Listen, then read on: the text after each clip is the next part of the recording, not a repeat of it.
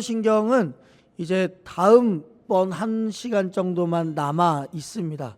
근데 어떻게 하다 보니까 우리가 다음 주에는 이제 1구역 헌신 예배로 드리게 될 테니까 그때는 제가 다른 말씀을 준비할 거고, 또한 셋째 주에는 이제 설 연휴라서 아무래도 오후 예배는 드리기가 힘들 것 같고, 그래서 2월 마지막 주에 이제 사도신경을 마무리하는 말씀을 할 수 있을 것 같습니다. 그래서 그렇게 사도신경이 마무리가 되면 3월 첫 주부터는 이제 주기도문으로 여러분들과 한 절 한 절씩 살펴보도록 할 테니까 사도신경도 마지막 끝까지 여러분들이 잘 달려와 주셨으면 좋겠고, 주기도문도 함께 기대하면서 기다리셨으면 좋겠습니다. 오늘은 몸의 부활을 믿습니다라는 제목으로 함께 할 텐데요. 예전에 우리가 이제 부활의 개념을 다시 한번 그 사도신경을 통해서 봤단 말이에요. 근데 그때 부활의 개념은 예수 그리스도가 부활하신다라는 개념이었어요. 그런데 오늘 우리가 함께 살펴볼 부활은 예수 그리스도 이후에 이제 우리의 몸이 부활된다라는 것을 함께 살펴보고자 합니다. 그러니 조금 헷갈리지 않도록 귀를 쫑긋 세워주시고, 졸리면 가끔씩 저쪽 뒤에 나가서 서 계시면 됩니다. 물론 졸리실 일이 없겠지만 그럼에도 불구하고 피곤하시다면 그렇게까지 하셔도 된다라는 것입니다. 그러니까 우리가 말씀을 좀 잘 따라오셨으면 좋겠습니다. 이어령 씨라고 아마 들어보셨을 것입니다. 이어령 씨가 초대 문화부 장관을 했던 분이신데, 이분이 어느 순간에 갑자기 하나님을 믿기 시작하더니 지금은 목회자로서 삶을 살아가십니다. 그래서 이분의 쓴 책도 시중에 도서관이나 아니면 서점 같은 데 책도 많이 나오고, 이분이 여러 강의 같은 데 나가서 이야기하시는 것도 쉽게 찾아볼 수 있습니다.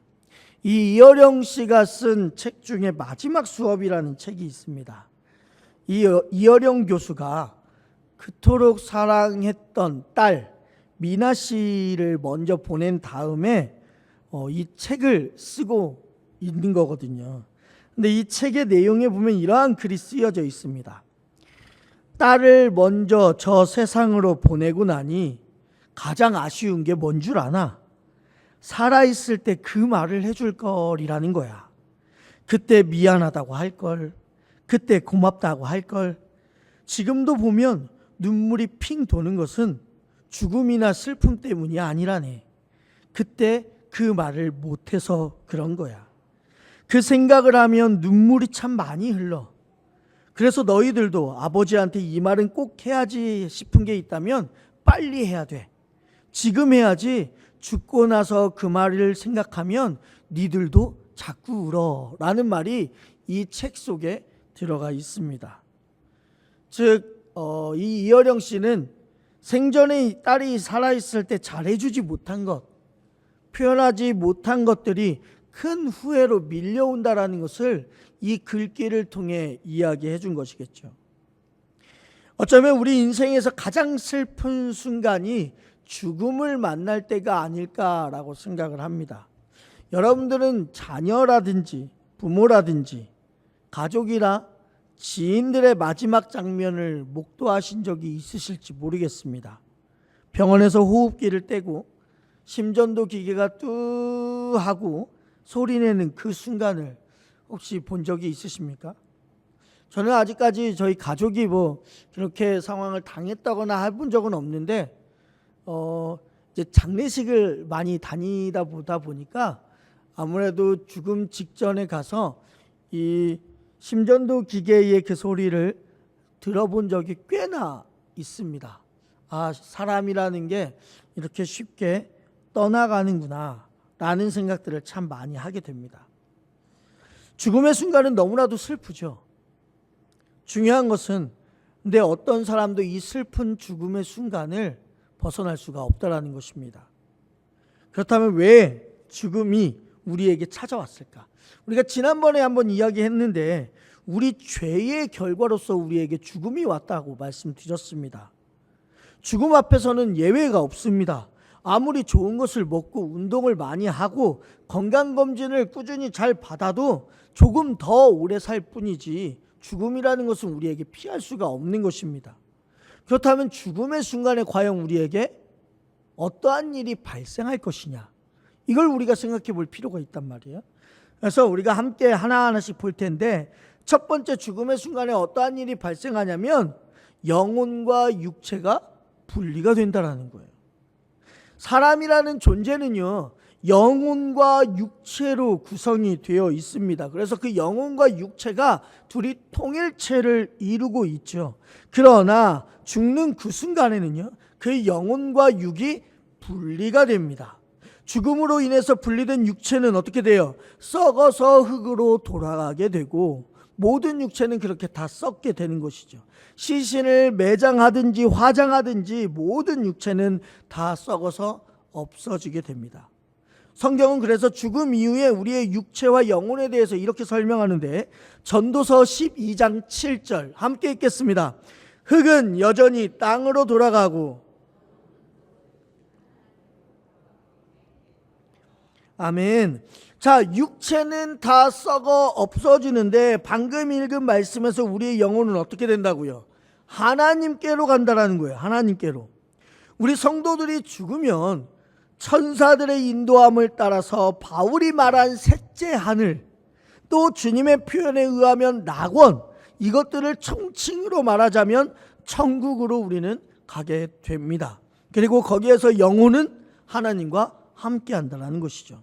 바울이 이걸 직접 체험해 봤단 말이에요. 바울이요. 그러다 보니 그걸 체험한 바울이 뭐라고 하냐면, 너무나도 좋으니까 저 그곳에 계속 있고 싶습니다 라고 말할 정도라니까요. 빌립보서 1장 23절 읽겠습니다. 내가 그 둘 사이에 끼었으니 차라리 세상을 떠나서 그리스도와 함께 있는 것이 훨씬 더 좋은 일이라 그렇게 하고 싶으나, 이 둘이라는 게 지금 현실의 상황과 내가 체험했던 하나님 나라란 말이에요. 이 둘 사이에 내가 끼어 있는데 이 둘 중에 굳이 하나를 선택하자면 나는 그리스도와 함께 저 천국에 있는 게 좋다라고 말한 게 바울의 고백입니다. 그렇다면 이건 믿는 자들이 고백하는 거고, 불신자들의 영혼은 어떻게 될까요?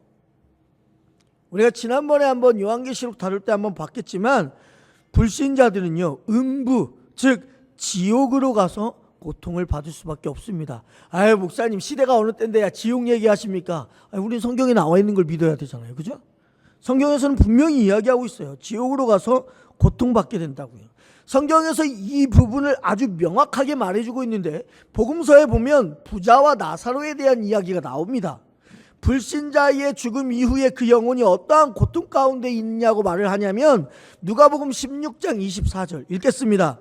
불러 이르되 아버지 아브라함이여, 나를 긍휼히 여기사 나사로를 보내어 그 손가락 끝에 물을 찍어 내 혀를 서늘하게 하소서. 내가 이 불꽃 가운데서 괴로워하나이다. 아멘. 자, 이 말씀이 바로 지옥에 간 부자 그리고 나사로에 대한 이야기를 지금 해주고 있거든요. 이 지옥에 간 부자가 뭐라고 얘기하냐면, 자기의 형제들이 제발 이곳에 오지 않았으면 좋겠다. 왜요? 이곳이 어떤 곳인데요? 내가 너무 목마르니까 나사로한테 손가락 끝으로 물 한 모금도 아니죠, 한 방울만이라도 찍어서 내 혀에 갖다 줄 수 있었으면 좋겠다. 그리고 더 나아가 읽지는 않았지만 우리 형제들한테 절대 이곳이 오지 못할 곳이니까 제발 하나님 믿고 착하게 살아라라고 말해주고 싶다라고까지도 이야기한단 말이에요. 이렇게 영혼이요, 믿는 이들은 천국에, 믿지 않는 이들은 지옥에 각각 있다가 이제 예수님이 재림하실 때 우리의 모든 육체가 부활해서 다시 영혼과 하나가 되어 죽기 전처럼 통일체의 모습으로 이룰 수 있게 됩니다. 그래서 오늘 우리가 살펴볼 내용이 사도신경에 몸이 다시 사는 것과, 우리식으로 말하면 몸의 부활과 라는 것에 해당되는 이야기를 좀 함께 해보고자 합니다. 그렇다면 우리 육체 부활을 한다라는 것의 근거가 과연 어디 있냐 이거예요. 육체 부활의 근거가 좀 있어야 우리가 믿든 말든지 할 거 아니에요. 근거도 없이 우리가 터무니없이 믿는 것은요, 잘못된 믿음인 거예요. 하나님께서 우리에게 주시는 믿음에는 반드시 이유가 있습니다. 고린도전서 15장 20절 함께 읽겠습니다. 그러나 이제 그리스도께서 죽은 자 가운데서 다시 살아나사 잠자는 자들의 첫 열매가 되셨도다. 아멘. 우리가 아시다시피 예수님이요 부활하셨어요. 그리고 그 부활에 뭐가 되셨다고요? 첫 열매가 되셨다라고 이야기했어요. 방금 읽은 말씀에서 예수님을 믿는 사람들 역시 예수님처럼 계속 부활할 것을 우리에게 얘기해주고 있는 본문이 바로 고린도전서 15장의 이야기예요. 이걸 다른 말로 말하면 대표의 원리라고 이야기를 합니다. 이 대표의 원리를 잘 나타내는 말씀이 이 다음에 이어지는 21절과 22절 말씀 함께 읽겠습니다. 사망이 한 사람으로 말미암았으나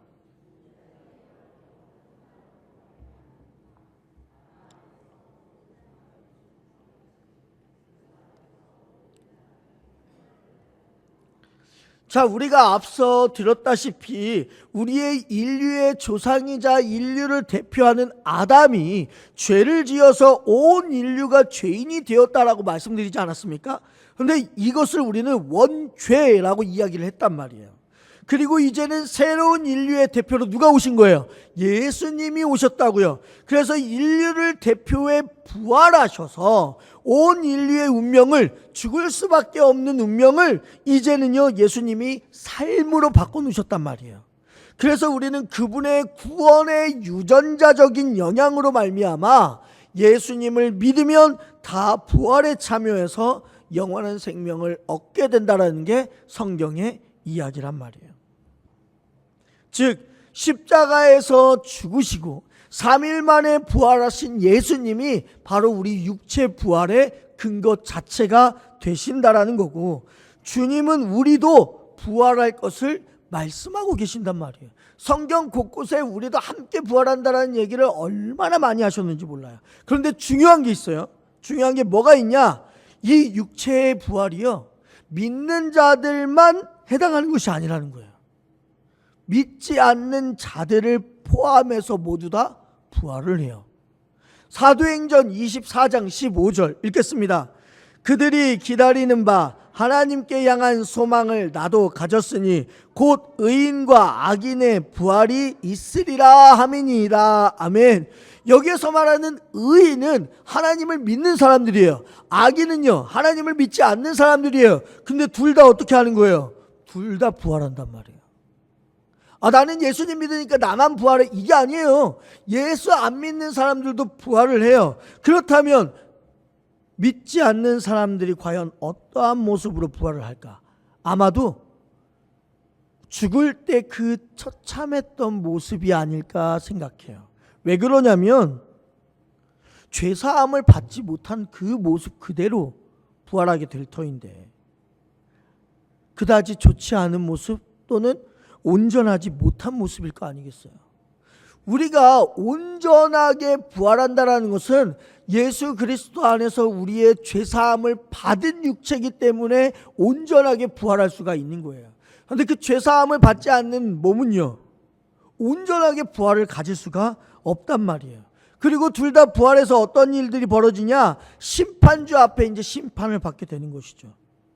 그래서 믿지 않는 이들은요 몸과 영혼이 함께 지옥불에 떨어지게 된다라는 거고, 하지만 믿는 자들의 모습은요 가장 영광스러운 모습으로 부활한다라는 거예요.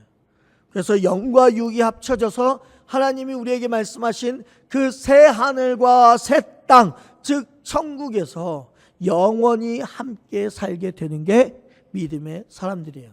그러니 믿는 자가 좋아요, 안 믿는 자가 좋아요? 그렇죠, 당연한 거죠. 그러면 적어도 우리 가족들이 함께 믿는 자로서 나아가야 되는 게 당연한 거 아니겠습니까? 그래야 함께 좋죠. 그래야. 여러분들이 해야 될 일은 기도하는 일이에요. 그 영혼들을 위해서 기도해 주세요. 하나님 단단해졌던 그 마음들이 부드럽게 되어서 하나님이 이끄시는 이 자리에, 하나님이 이끄시는 그 십자가 밑에 그 자리에 하나님 우리 가족들 모두가 함께 있을 수 있도록 인도해 주시라고, 그러한 기도를 우리 모두가 함께 해야 된다는 거예요. 자, 그렇다면 세 번째로 우리가 봐야 될 게 뭐냐? 과연 성도가 부활을 하면 그 부활 때의 모습이 과연 어떤 모습으로 될 것이냐라는 거예요. 결론적으로 말씀드리면 부활의 때 우리의 모습은 우리가 성경에서 보았다시피 주님의 부활하신 그때의 모습과 동일합니다. 뭐 예수님의 모습과 똑같아진다가 아니라 살과 뼈가 있는 지금 이 순간처럼 온전히 우리의 육신을 그대로 갖게 된다는 거예요. 만질 수 있는 몸으로 부활을 한다는 거죠. 그러면 그때 우리 현재 지금 우리가 그럼 죽었을 때 그 모습 그대로 부활합니까? 그렇지 않아요. 그렇지 않아요. 우리가 읽었던 본문에서 보면 부활의 특성을 4가지를 이야기하고 있거든요. 오늘 본문 고린도전서 15장 42절에서 44절 다시 한번 읽겠습니다. 죽은 자의 부활도 그와 같으니 썩을 것으로 심고 썩지 아니할 것으로 다시 살아나며 욕된 것으로 심고 영광스러운 것으로 다시 살아나며 약한 것으로 심고 강한 것으로 다시 살아나며 육의 몸으로 심고 신령한 몸으로 다시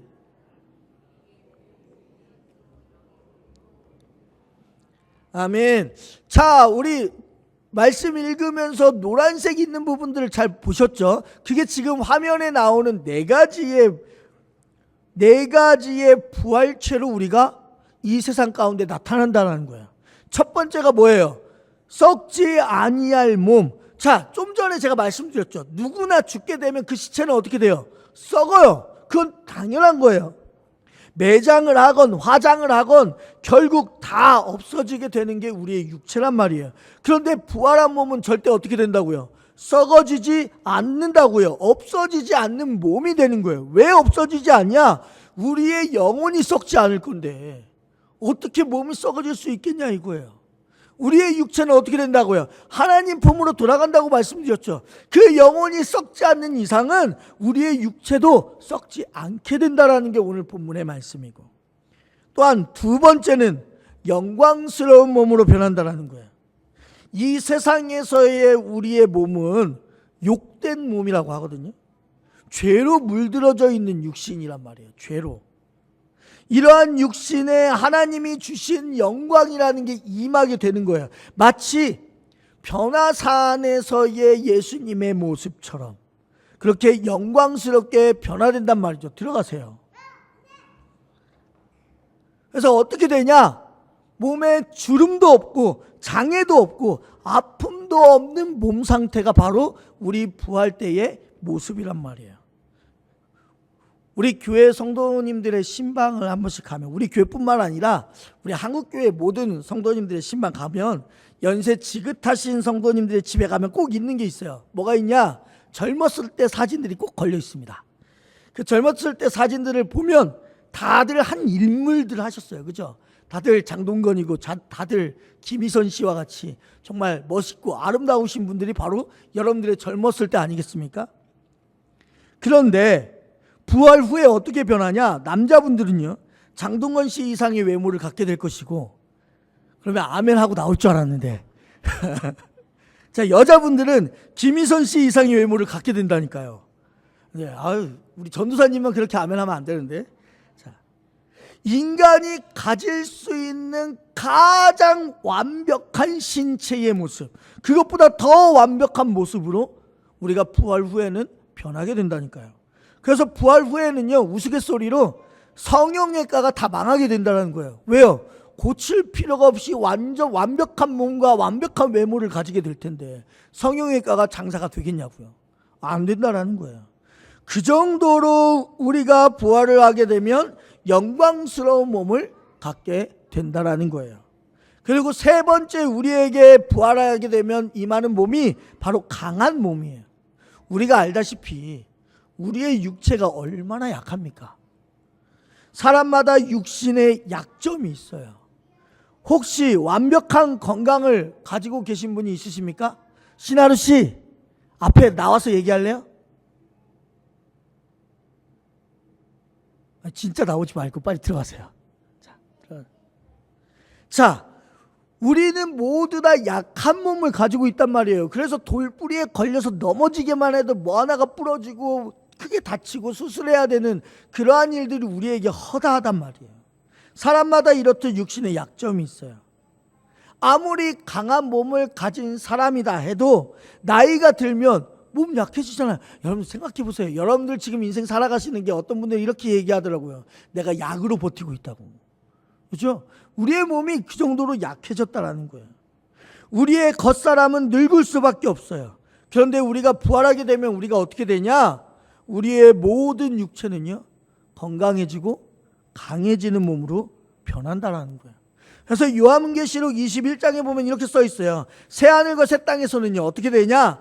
다시는 사망이 없고 애통하는 것이나 곡하는 것이나 아픈 것이 다시 있지 아니하리니 라고 쓰여져 있다니까요.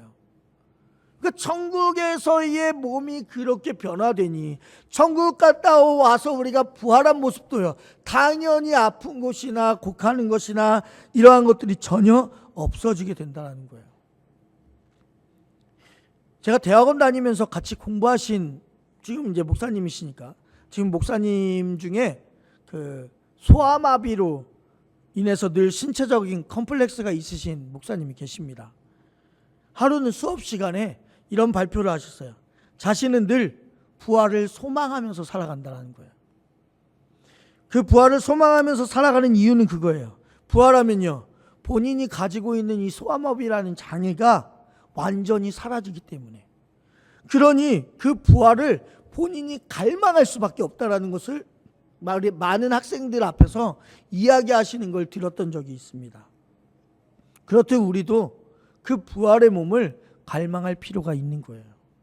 마지막으로 네 번째가 신령한 몸이에요.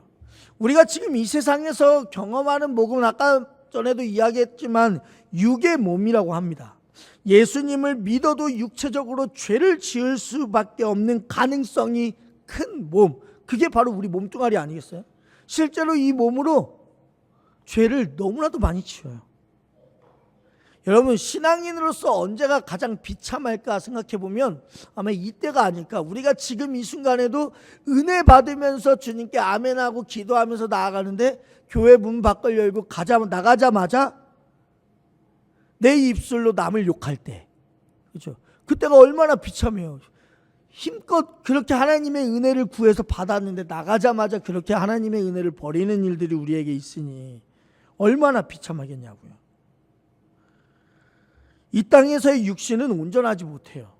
사도 바울도 뭐라고 이야기하냐? 자기 몸 안에서의 죄의 법이 늘 자기를 괴롭히고 통제하는 것 같다 이거예요. 내가 죄를 안 짓고서는 살아가지 못하게 죄가 늘 나를 이끌어간다는 것이죠.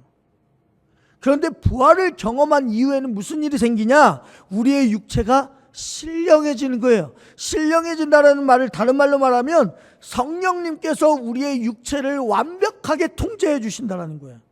조금도 죄악된 길을 가지 않고 성령님이 원하시는 대로 우리가 사용되어지는, 그것도 로봇처럼 사용되어지는 게 아니라 아예 우리의 인식 가운데 그러한 길로 가야지라는 몸으로 바뀌어진다는 것이죠. 그게 바로 신령한 몸입니다. 예수님을 구주로 믿고 살아가는 우리들에게 이렇게 몸의 부활이라는 놀라운 축복이 우리에게 있어요. 여러분은 여러분에게 임할 육체의 부활을 믿으십니까? 그렇다면 육체의 부활을 믿고 사는 우리는 부활 전까지 어떻게 그럼 살아가야 될까? 어떻게? 그래서 네 번째로 우리가 함께 볼게요. 몸의 부활을 믿는 우리의 삶의 자세입니다. 우리가 알다시피 고린도전서 15장은 부활장이라고 이야기를 합니다. 부활만을 주제로 집중적으로 기록해놨기 때문에 우리가 부활장이라고 읽거든요. 그래서 고린도전서 15장을 읽으면 육체의 부활을 믿는 우리가 이 땅에서 어떻게 살아가야 될지 정답이 그 안에 나와 있어요. 첫 번째, 정신을 똑바로 차려야 됩니다. 아니 목사님, 고린도전서 15장을 아무리 읽어봐도 정신 똑바로 차리십시오라는 말은 안 나오는 것 같은데 너무 성경 말씀을 아무렇게나 해석하시는 거 아닙니까? 제가 이따가 보여드릴 거예요. 정확히 정신을 똑바로 차리라고 나온 것을 보여드릴게요. 자, 먼저 바울이 1년 6개월 동안 사역했던 교회가 고린도 교회거든요. 근데 시간이 지나면서 오늘 아침에도 제가 얘기했지만 여러 가지로 변질되었단 말이죠. 무엇보다도 세상의 문화가 교회의 깊숙한 곳까지 틈타고 들어왔어요. 이 당시에 투기장인 원형극장 형식의 스타디움이 있었거든요. 거기에는 사자들이 살아가고 있는 사자굴이 따로 있었고, 그 사자와 함께 싸우는 검투사들의 숙소가 또 옆에 있었습니다. 그래서 검투사들은요, 사자와 싸우기 전날 고기와 포도주와 진수성찬에 더 나아가 여자들까지 대동해서 쾌락의 시간을 즐겼습니다. 그러면서 그 검투사들이 뭐라고 얘기를 하냐면, 어차피 내일 죽을 것인데 오늘 먹고 마시고 즐기자라고 얘기를 합니다. 진짜 고린도전서 15장에 보면요, 실제로 그들이요, 내일 죽을 터이니 먹고 마시자라고 정확하게 성경에 써 있습니다. 그런데 이러한 풍속이요, 지금 어느 때와 같냐? 우리가 살고 있는 지금 현 시대와 똑같아요. 현대인들이요, 미래에 신경을 안 써요. 지금을 즐기자라는 쾌락지향주의에 빠져 있단 말이에요. 그래서 젊은 세대들이 맨날 외치는 게 뭐예요? 욜로라는 단어 혹시 들어보셨습니까? 지금 나 자신을 즐겨라 하는 게 욜로예요, 욜로. 그래서 요즘 젊은이들의 태세가 어떠냐면, 직장에 들어가서 내가 어느 정도, 만약에 세계 여행 중에 어느 한 나라를 한 일주일 동안 여행하고 싶어. 그럼 그 여행 비용을 벌어요. 그럼 어떻게 해요? 직장을 때려쳐요. 그리고 여행을 가요. 다시 여행 갔다 와서요, 또 다른 직장을 구해요. 그리고 그 직장에서 돈을 벌면서 또 다른 목표를 정해요. 그 목표의 금액까지 이루어지면 또 어떻게 해요? 직장을 그만둬요. 이런 시대로 살아가고 있는 게 부끄럽지만 요즘 젊은이들의 행태란 말이에요. 즉, 먼 미래를 보기보다는 지금 나의 삶 자체만 신경 쓰면서 쾌락적 본능에 빠져 살아가는 거예요. 뭐 이 시대에서 잘 먹고 잘 살면 됐지, 뭐 나중에 무슨 상관이야, 이렇게 생각해버리는 게 요즘 시대란 말이에요. 물론 우리 여기 앉아 계신 여러분들 같은 경우는 이제 예전 시대를 함께 살았던 분들이시라서 앞으로의 노후를 위해서 여러분들이 하나하나씩 저축도 해나가고 앞으로의 미래를 위해서 이렇게 신앙을 다져가곤 하지만, 젊은이들은요, 그런 미래조차 전혀 없어요. 내가 언제 죽을지 모르는데 더욱더 즐기다 가야지. 그러니 그들에게 있어서요, 믿음은요, 아무 쓸데가 없는 게 돼버리는 거예요. 아무 쓸데가. 그러니 즐거운 것만 찾고 편한 것만 찾아요. 그러다 보니 가만히 있으니까 어떻게 되냐? 죄의 조류에 휩쓸릴 수밖에 없다라는 거예요. 그러면 우리가 어떻게 살아야 되냐? 그러면 고린도전서 15장 34절 세번역 말씀에 이렇게 써 있어요. 함께 읽습니다. 똑바로 정신을 차리고 죄를 짓지 마십시오. 여러분을 부끄럽게 하려고 내가 이 말을 합니다만 여러분 가운데서 더러는 하나님을 아는 지식이 없습니다 라고 써져 있어요. 34절을 세번역 성경으로 읽으니까 정확히 말하죠. 똑바로 정신을 차리라고요. 예수님의 부활을 통해서 육신의 부활을 믿는 사람은요, 세상을 살아가는 데 있어서 그냥 살지 않아요. 막 살지 않아요. 왜요? 그러한 삶의 방향이 우리의 삶의 방향이 아니에요. 부활을 믿는 성도들은요, 막 살지 않아요. 어떤 이들은 이렇게 말할지도 모르겠어요. 아니, 나중에 부활하는데 그래도 뭐 여기에서 사는 거 이왕이면 즐기다 가면 좋지. 절대 부활을 꿈꾸는 사람들은 그런 생각 갖지 않습니다. 왜요? 부활을 고대하는 성도는요, 부활의 영광에 동참할 것을 기대하고 있기 때문에 결코 세속적으로 살지 않습니다. 물질로도 살지 않고요, 죄를 지으면서 살지 않아요. 이 세상이 끝이 아니기에 영원한 삶을 바라보면서 정신을 똑바로 차리고 살아가게 된단 말이에요. 그러니 사랑하는 우리 광림교회 성도님들, 여러분들도 정신 똑바로 차리고, 저도 마찬가지고 함께 그렇게 몸의 부활을 기대하며 살아가셨으면 좋겠습니다. 두 번째, 어떠한 순간에도 희망과 위로를 여러분들이 가지셨으면 좋겠어요. 왜 그러냐면 몸의 부활이라는 것 자체가 우리에게 엄청난 희망과 위로를 주는 진리예요. 여러분 중에는 물론 자녀를 먼저 하나님 품에 떠나보낸 분도 계실 것이고, 사랑하는 배우자를 먼저 떠나보낸 분도 계실 것이고, 보고 싶은 부모님을 먼저 떠나보낸 분들도 계실 거예요. 이는 물론 우리에게 큰 슬픔이고 충격일 거예요. 그러나 예수 안에 있는 자, 믿음 안에 있는 자들에게는 반드시 어떠한 기대가 있냐? 모두 다시 만난다라는 거예요. 모두요. 지금과 같은 우리 만져질 수 있는 이 육체를 가지고 진짜 만나게 된다니까요. 성경에서 이야기하고 있어요. 그것도 지금보다 훨씬 더 아름답고 영광스러운 모습으로 우리가 함께 만나는 거예요. 물론 지금은 누군가를 떠나보내는 것 자체가 너무나도 힘들고 괴롭고 아프겠지만 몸의 부활이 있는 것이 우리에게 큰 위안과 행복이 된단 말이에요. 책 한 권을 여러분들한테 소개해 줄 건데, 이 부활이 있기에라는 책입니다. 이 책을 이승장 목사님이라는 분이 쓰셨어요. 이 이승장 목사님이요, 소년 시절에 로망이 하나 있었습니다. 어떤 로망이냐면 착하고 아름다운 여인과 결혼해서 예쁜 딸을 갖는 것이 이승장 목사님의 로망이었대요. 그리고 군 생활을 하던 중에 사무엘서를 읽다가 한나라는 이름에 꽂혀가지고 반드시 내가 딸을 낳으면 한나라고 이름을 지을 것이다 라고 결심을 했다는 거예요. 그런데 이제 군 생활을 마치고 나서 어느덧 결혼할 때가 되다 보니까 꿈이 이루어지게 된 것이죠. 예쁘고 마음씨 고운 여자를 만나서 결혼을 하고 첫 딸 드디어 한나를 낳았습니다. 경제적으로 힘들게 사역을 하면서도 딸이 아빠 사랑해요 라고 말하면서 뽀뽀만 해주면 그렇게 모든 근심들이 사라졌다고 해요. 그런데 그 딸 한나가요, 8년 2개월 만에 세상을 떠납니다. 어릴 때잖아요. 그죠? 초등학교 이제 막 입학한 딸이 8년 2개월 만에 세상을 떠나게 되는 거예요. 이 딸이 죽은 지도 50년 가까이 되었지만 아직도 딸을 생각하면 가슴이 먹먹해지고 눈가에 눈물이 고인다고 합니다. 딸이 죽었을 때 목사님과 목사님 사모님의 신앙은요, 통째로 흔들렸대요. 아니, 하나님, 제가 도대체 뭘 잘못했길래, 우리 딸이 도대체 뭘 잘못했길래 딸을 이렇게 일찍 데려가십니까? 그 정도로 마음이 허망해졌다라는 거예요. 그러면서 하나님을 잊어보려고 교회도 나가지 않았대요. 딸과 함께 갔던 교회 갈 시간마다 딸과 함께 갔던 구석구석을 가보고 딸의 물품도 만져보았지만 아무리 노력해도 그 마음이 채워지지가 않더라는 것이죠.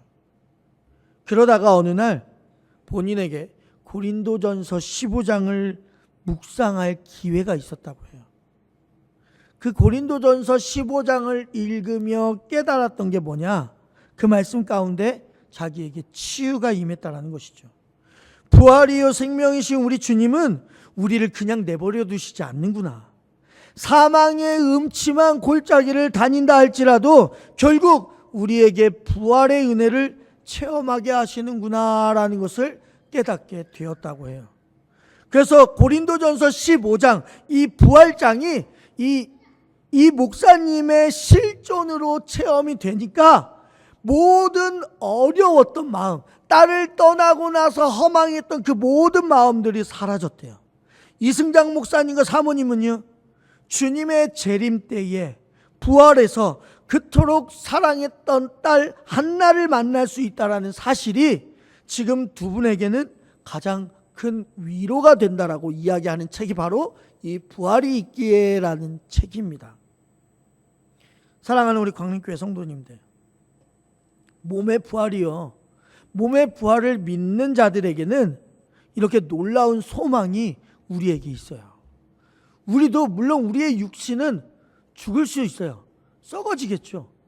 하지만 하나님을 믿는 우리는요, 반드시 다시 살아납니다. 그리고 반드시 우리가 그토록 슬퍼하고 정말 그리워했던 그 사람들과 함께 반드시 만나게 되어 있어요. 그러니 여러분 역시 몸의 부활을 믿어서 주님이 주신 소망을 체험하셨으면 좋겠고, 가장 먼저는 여러분들의 사랑하시는 가족들과 주위 분들이 함께 몸의 부활을 맞이함으로 믿음으로 말미암아 함께 만날 그날을 기다리며 살 수 있는 여러분들이 되시기를 주님의 이름으로 축원합니다. 기도하겠습니다. 사랑의 주님, 몸의 부활이 있기에 우리에게 소망이 있습니다. 어쩌면 우리 안에 먼저 남편을 보내고 자녀를 보내고 사랑하는 주위의 지인들을 보냈음에도 불구하고 희망을 가지고 소망을 갖는 것은 오늘 우리가 살펴본 말씀처럼 몸의 부활이 있기에 우리가 소망을 가집니다. 그러니 이 몸의 부활을 단순히 우스갯소리로 넘기지 않게 도와주시고 하나님께서 우리에게 주신 희망과 진리의 말씀이니 이 말씀을 믿고 살아갈 수 있는 우리 모든 성도들이 되도록 인도하여 주시옵소서. 더 나아가 함께 몸의 부활을 통해서 함께 만나기를 원하는 우리 사랑하는 가족들, 주위의 친지들, 친구들, 이 모든 이들이 하나님을 믿고 몸의 부활을 믿도록 인도하여 주셔서 함께 저 천국에서 함께 만나며 기뻐할 수 있는 우리 모두가 되어질 수 있도록 인도하여 주시옵소서. 예수님의 이름으로 기도드립니다. 아멘.